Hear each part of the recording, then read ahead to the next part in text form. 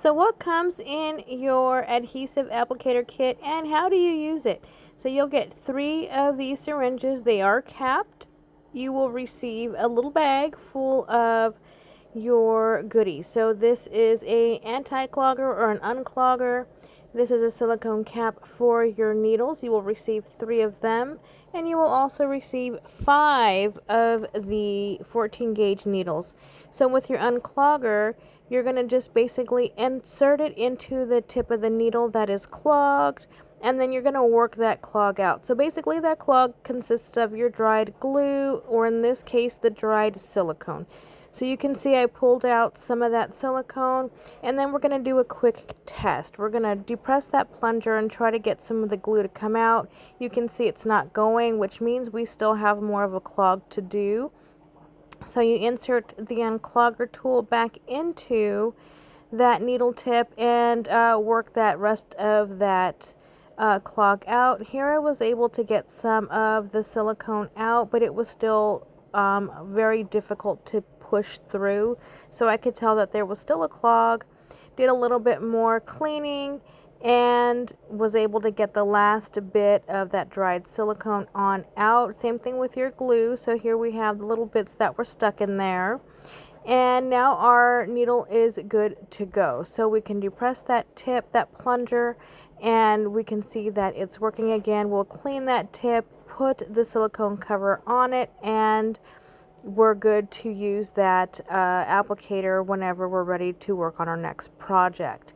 So then you might be asking, that's great, now we know how to use the unclogger, but how do I fill this syringe? So you're going to take that syringe cap off.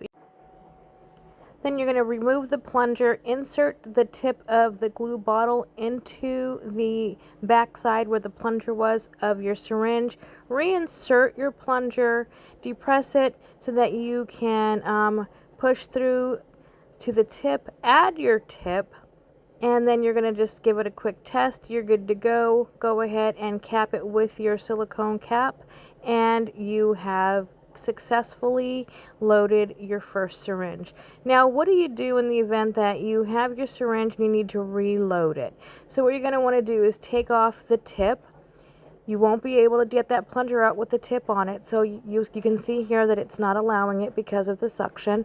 Take off the tip, take out the plunger, then you're going to insert the tip of your glue bottle, fill up the syringe, then you're going to insert the plunger back in, and you're going to want to make sure that you take out all of that air. So what I've done here is, you can see there's air in there, so I've just taken off the silicone cap and depressed that plunger, let a little bit of the silicone out, and we're good to go. So then you recover it, and that's all there is to it, guys. The completed steps are very minimal, very simple to work, and you can use the handy dandy case as a nice storage area as well.